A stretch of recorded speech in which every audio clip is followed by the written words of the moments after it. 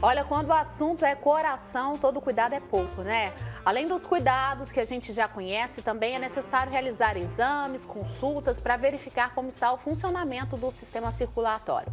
E a gente vai entender os cuidados que devemos ter diariamente com o presidente da Sociedade Brasileira de Cardiologia, o Dr. Celso Amodeu, que está conosco aqui online. Dr. Celso, seja bem-vindo, muito bom dia, obrigada pelo seu tempo aqui com a gente.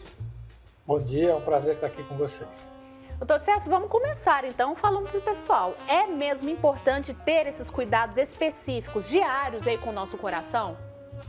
Sem dúvida nenhuma. Veja, as doenças cardiovasculares, principalmente infarto agudo do miocárdio, o derrame cerebral, que é o acidente cardiovascular cerebral, eles são a primeira causa de morte que nós temos no Brasil e no mundo. A cada 2 minutos, alguém está morrendo de infarto ou AVC, que é acidente vascular cerebral.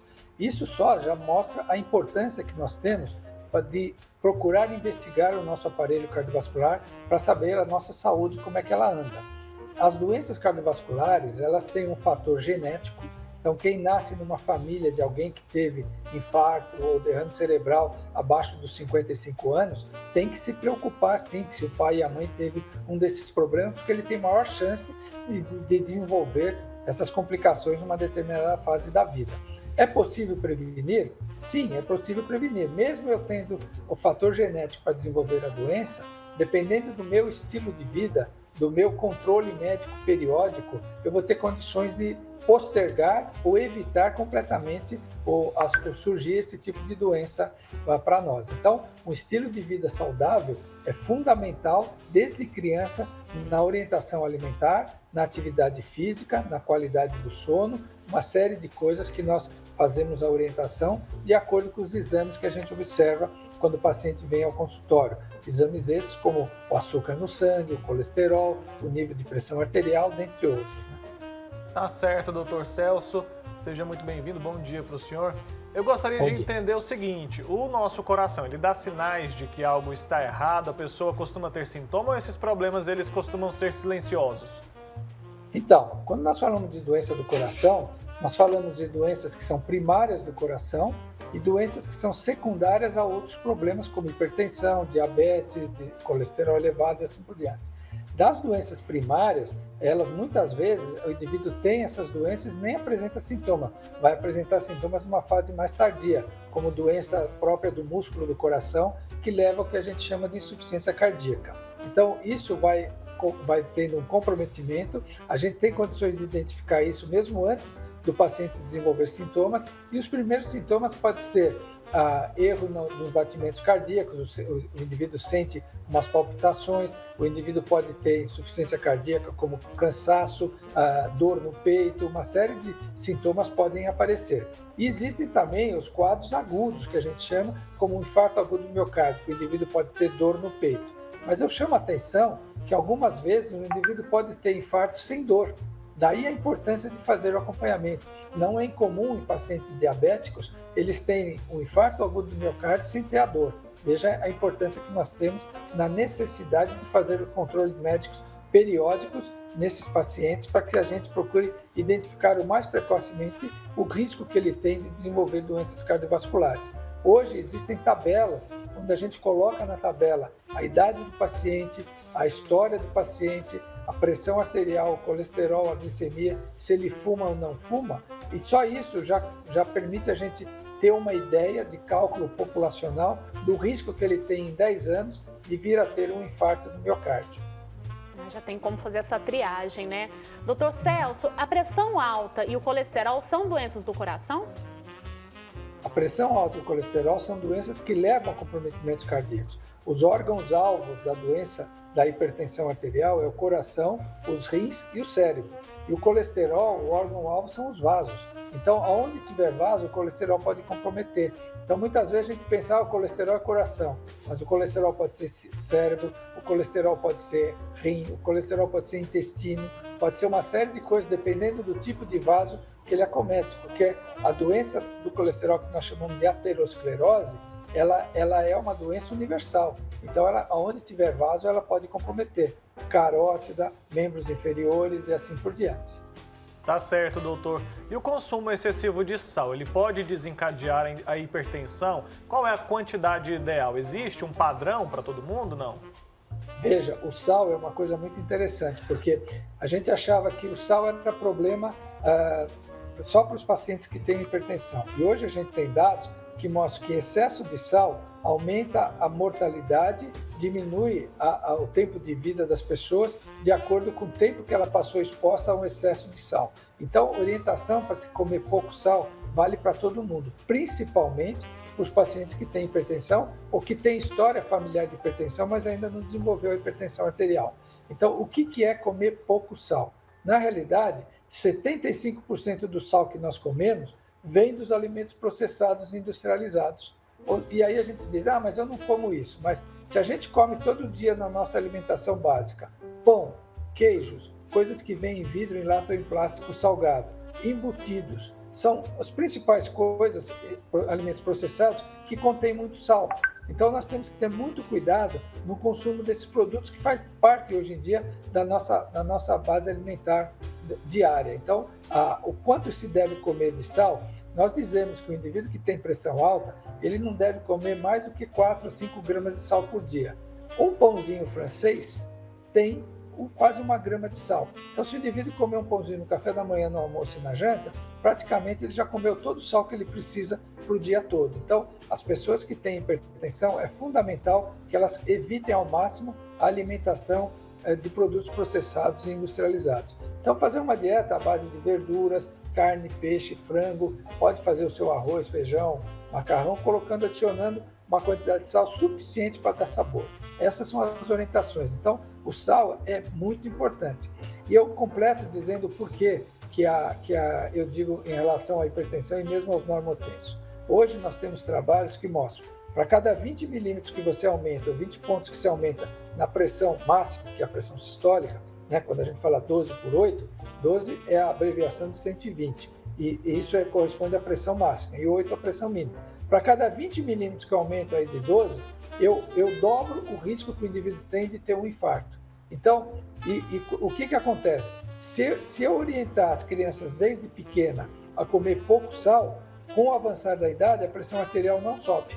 Ao passo que, no jeito que nós vivemos hoje, à medida que nós envelhecemos, a nossa pressão aumenta progressivamente. Daí, a importância que tem hoje a nossa orientação é que, desde pequeno, a gente oriente uma dieta saudável. Infelizmente, a gente não está vendo isso. Infelizmente, hoje, é muito mais fácil a mamãe dar um dinheiro para o filho comprar o sanduíche na cantina da escola do que fazer uma lancheira para ele com alimentos saudáveis. Então, isso é um problema muito sério que nós temos, e nós, como Sociedade Brasileira de Cardiologia, através do nosso Departamento de Promoção à Saúde da População, nós fazemos trabalhos constantes junto às escolas para fazer um tipo de alimentação mais saudável para fornecer para nossas crianças. A gente vê a importância, então, né, dessa educação alimentar, né, doutor Celso? Agora, as pessoas que não têm uma carga genética aí, né, com problemas cardíacos, se cuidam aí em relação ao sal, à alimentação saudável. Mesmo assim, uma pessoa pode desenvolver uma doença do coração ao longo da vida, doutor? Pode desenvolver, decorrente do nível de pressão, porque a hipertensão não é só sal. Hipertensão é uma doença que nós chamamos de doença multifatorial. Existem múltiplos mecanismos que podem desenvolver hipertensão. Mecanismos internos do nosso organismo, que nós ativamos determinando hormônios que provocam o que a gente chama de eixo neurohumoral, que controla a circulação, como também mecanismos externos. O sal foi um exemplo, mas existem outras coisas que estão relacionadas com o estilo de vida saudável, como atividade física, controle de peso, também obesidade é um problema muito sério que nós temos hoje, é uma pandemia que nós temos de obesidade no mundo, entendeu? E no Brasil não fica atrás disso, então a obesidade é um problema sério, existe uma relação direta entre peso e pressão, ganhou peso, aumenta a pressão, perdeu peso, baixa a pressão. Então isso é um dado importante. E uma outra coisa que é muito negligenciado é a qualidade do sono. Indivíduos que dormem mal são indivíduos que, ao longo do tempo, alteram esse eixo vigília-sono do nosso eixo neurohormonal, que nós chamamos, e com isso, esses indivíduos apresentam a longo prazo problemas de saúde. Quando você levanta de manhã, todos os seus hormônios estão altos, com exceção da insulina. Por quê? Porque durante a noite, dormindo, você produziu hormônios que vão, durante o dia, te proteger o coração. Se você dorme mal, se você tem apneia obstrutiva do sono, que são indivíduos que param de respirar à noite quando está dormindo, ou tem pouca carga de sono, você não produz a quantidade de hormônios que você deveria produzir. E aí, quando você acorda de manhã, você já não tem aquilo suficiente para controlar o teu sistema cardiocirculatório ao longo do dia. Então, essas são as orientações principais que nós temos. Além de um outro problema, que são os problemas psiquiátricos, principalmente depressão. Depressão tem tudo a ver com doença cardiovascular. Indivíduos com depressão têm mais chance de vir a desenvolver problemas cardiovasculares. Tá certo, doutor. Queria entender se existe mesmo aquela história do coração fraco. Do que se trata? A gente ouve muitas pessoas falando, né, usando essa expressão coração fraco. Eu queria entender do que se trata. O coração, na realidade, ele tem uma função principal que é bombar o sangue, isso através de uma musculatura. Essa musculatura, ela pode sofrer agressões pela hipertensão, pelo colesterol e por doenças próprias, que a gente chama de miocardiopatias. Quando você tem esse músculo mais fraco na sua contratilidade, isso leva ao que a gente chama de insuficiência cardíaca e que popularmente o indivíduo chama de coração fraco. É interessante pela hipertensão que quando você tem hipertensão, o coração tem que trabalhar contra uma resistência maior na hora que ele bomba o sangue. Porque a hipertensão está dentro da parede do vaso, ela praticamente briga com o coração, deixando o coração jogar o sangue para frente. Com isso, o coração tenta reagir inicialmente produzindo uma hipertrofia, aumentando a espessura do músculo do coração. Aí ele fica mais forte para contrair. Só que isso é uma fase que nós chamamos adaptativa. O coração se adapta àquele aumento de pressão. Com o passar do tempo, esse coração não consegue mandar, ele começa a se dilatar e aí entra numa fase que nós chamamos de fase desadaptativa. Então, nessa fase desadaptativa, o coração cresce de tamanho e aí leva ao que a gente chama popularmente o coração mais fraco, que é a insuficiência cardíaca, que é uma das complicações mais tardias da hipertensão arterial. Doutor Celso, e o que é preciso para fortalecer o coração? É possível? Tem algum tipo de exercício, algum hábito aí que a gente possa fazer para fortalecer esse coração, esse músculo, né? A primeira coisa que nós temos que fazer é identificar por que isso aconteceu. Se isso vem de hipertensão arterial, nós temos que fazer o quê? Tratar a hipertensão. Quando a gente trata a hipertensão, a gente vai melhorar o coração como bomba. Então você melhora esse quadro. Aí depende do estágio que você pegou, do estadio da doença. Existem casos que são até reversíveis. Você consegue trazer o coração para a forma normal que era antes. Mas existem situações que não dá mais. E aí a doença progride. Mas você tratando a hipertensão, essa progressão é muito mais lenta e permite dar uma qualidade de vida melhor para o paciente com as orientações nutricionais associadas a uma série de medicações que nós temos hoje que controlam muito bem a chamada insuficiência cardíaca. Doutor, existe diferença entre o sintoma de infarto no homem e na mulher? Existe. Na realidade, o infarto na mulher ele é muito mais difícil de ser diagnosticado porque ele tem variações diferentes. Além do que, muitas vezes na mulher, o infarto é mais negligenciado. Então, porque dependendo do tipo de queixa que vem, do tipo de alteração.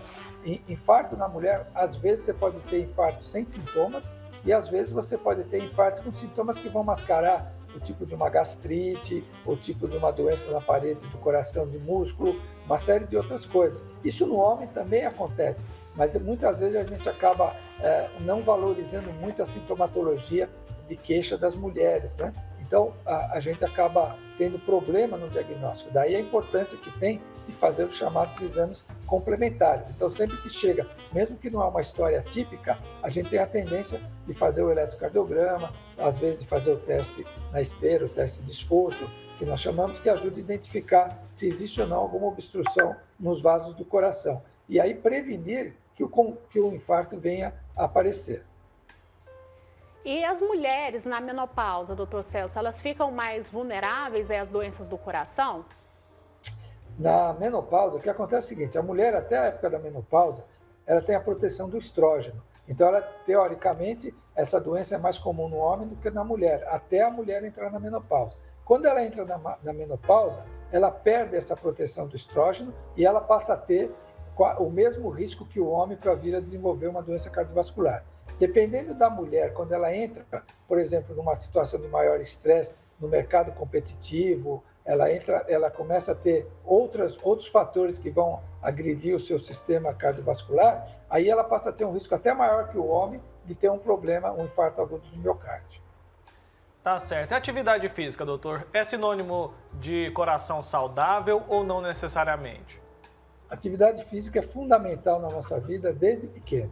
Por quê? Porque isso vai prevenir as doenças cardiovasculares. A atividade física ajuda a controlar a pressão arterial, a atividade física baixa os níveis de colesterol, a atividade física ajuda a manter o peso mais adequado. Naqueles que têm problema de açúcar no sangue, a atividade física é fundamental, porque ela melhora a captação de glicose pela célula muscular. Então, a atividade física é fundamental no indivíduo sem doença cardíaca, e no indivíduo que tem doença cardíaca, essa atividade física tem que ser dosada em função da avaliação médica da capacidade que o indivíduo tem de fazer exercício. Então, quem já tem problema no coração, se resolve fazer atividade física, é obrigatório que tenha uma avaliação cardiovascular médica antes de procurar fazer a sua atividade física. Aí a gente dosando exatamente o que ele pode ou não fazer de atividade física, ele consegue realizar o exercício numa faixa de segurança cardiovascular boa, sem ter problemas, e só com o tempo vai melhorando cada vez mais a qualidade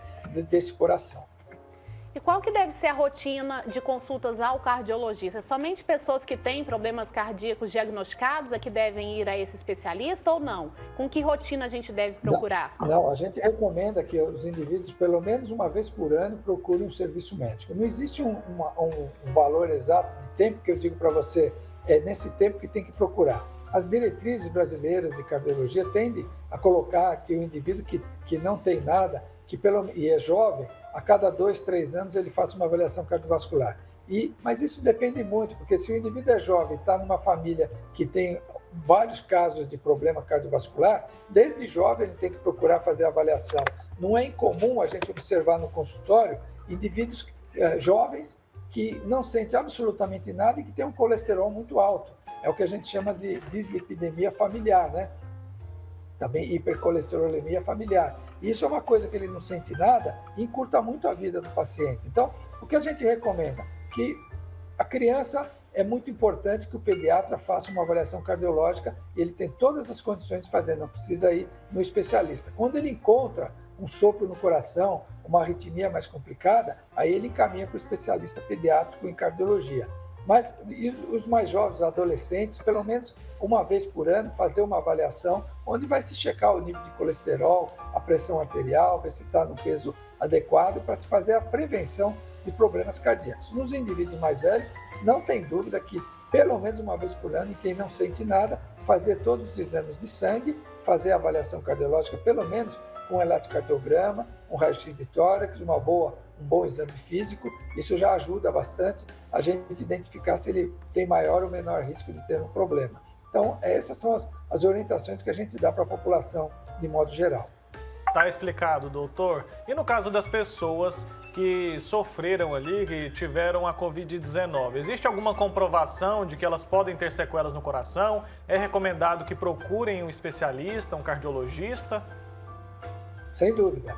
Hoje, a Covid, na realidade, a única palavra certa que nós temos numa época de pandemia é a palavra imprevisibilidade, tanto para a vacina quanto para a doença.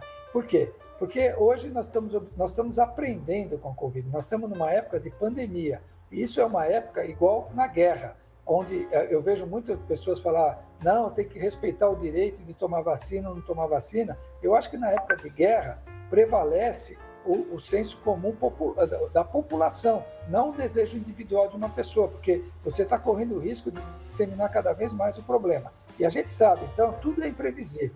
Do ponto de vista da Covid e coração, o que eu posso dizer para você é o seguinte, Covid afeta coração, ela afeta coração na fase aguda, já foi demonstrado o vírus dentro do músculo do coração, e cronicamente esse Covid também, sem ter o vírus mais, ele pode desenvolver problemas cardíacos mais tardios. Então, quem teve Covid é fundamental que tenha uma avaliação na fase aguda, do ponto de vista cardiovascular, e nas fases mais tardias ter um acompanhamento médico, porque nós ainda estamos aprendendo e nós estamos vendo pessoas que têm Covid e que ficam muito mais difícil voltar à atividade física que tinha anteriormente. A gente vê muito isso também em atleta Você vê atletas que tiveram Covid e não conseguem ter a mesma performance que ele tinha na fase pré-Covid. Então, isso é uma coisa que precisa, sim, ter o cardiologista acompanhando.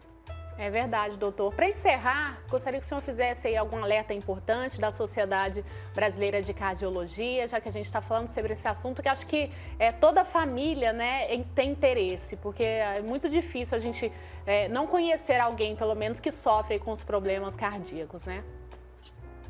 O que eu acho que se eu tivesse me pedisse para falar umas palavras finais aqui, eu diria o seguinte: hoje nós temos informação, a Sociedade Brasileira de Cardiologia sabe que, comparado 2019 com 2020, na época da pandemia, nós aumentamos em 7% o número de problemas cardiovasculares e em 12% o número de mortes cardiovasculares em casa.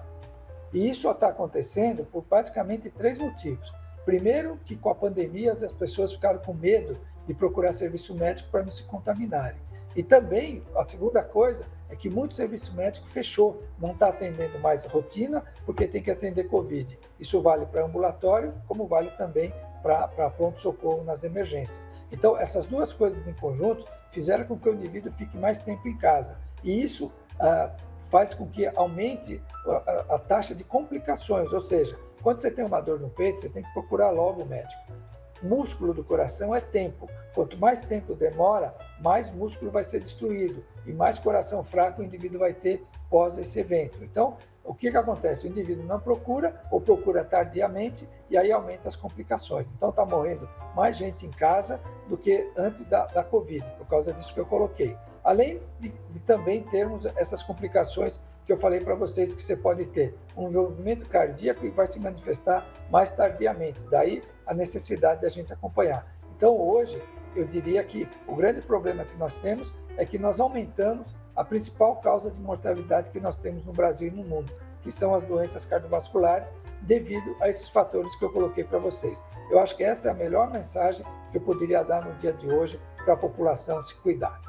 Tá certo, doutor. Muito obrigado, viu, pela sua participação. Doutor Celso Amodeu, presidente da Sociedade Brasileira de Cardiologia. Até uma próxima oportunidade, viu? Muito obrigado, foi um prazer, estamos à disposição de vocês.